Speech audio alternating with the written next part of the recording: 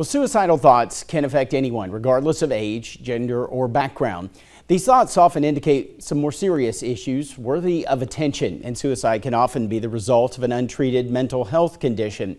September is Suicide Prevention Awareness Month, and with that in mind, I'm joined by Allison King, an RN for United Healthcare this morning, to talk about a topic that can often be considered taboo. We're talking about mental health and the challenges that come along with that, but also in this idea of suicide prevention awareness, kind of trying to get people thinking about how they can approach people, whether it be a family member or a friend or a coworker or something like that, where maybe you notice that something isn't quite right.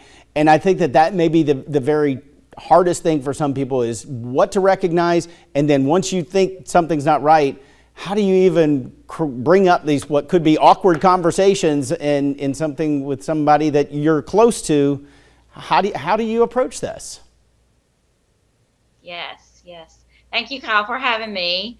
Yes, like you said, September is the National Prevention for Suicide Month, and just want to make sure that the viewers understand that suicide is the third leading cause of death for our Georgia residents age 10 to 34. And so it's a good time to have a discussion around what this looks like.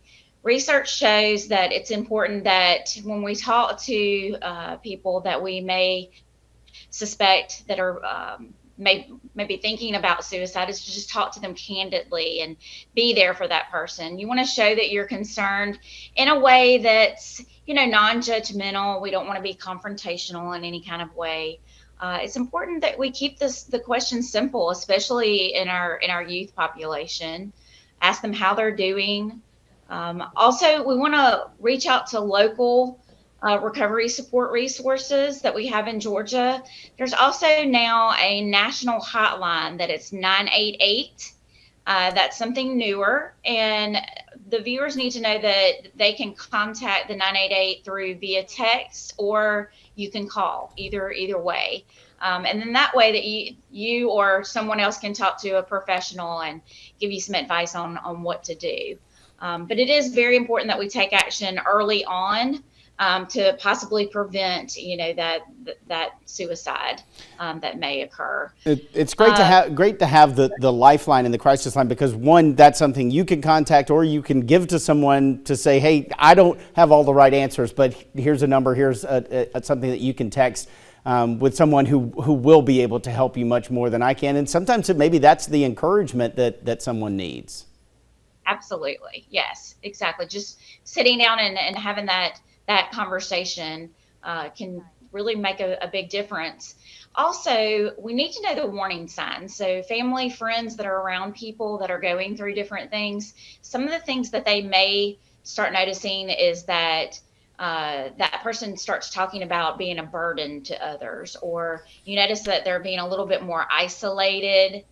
They may be a little bit more anxious. And this is a combination of these things. It's not just one thing that you're seeing in these people. They may talk about the fact that they're feeling trapped, or they're in some pain that they can't get rid of. Also, substance abuse ends up being a problem too in many people. Increased anger or rage that you're seeing, that includes like mood swings as well. They'll tell you that they feel hopeless. They're sleeping a little too much, or maybe not at all as well, and that can really have an impact on our mental health. Also, they're talking or posting about wanting to die, or they're making plans for suicide. So these are all things that we really need to keep an eye on and just really communicate with others if they're noticing these things about their family or friends. And it feels like once you do approach them and start that conversation, remaining engaged with them as well, to kind of make sure that if there are issues, that they are getting help. Absolutely. You don't want to have just that one conversation. It's important that you continue that conversation and eventually get them in front of someone that is a professional if need be. All right. Allison King, thank you so much for joining us. A lot of important information, and making sure that folks have access to that information as well. Thank you so much. You're welcome. Have a nice day. All right. Coming up here on Morning Break, we will check back in with Tim. He's out at the club.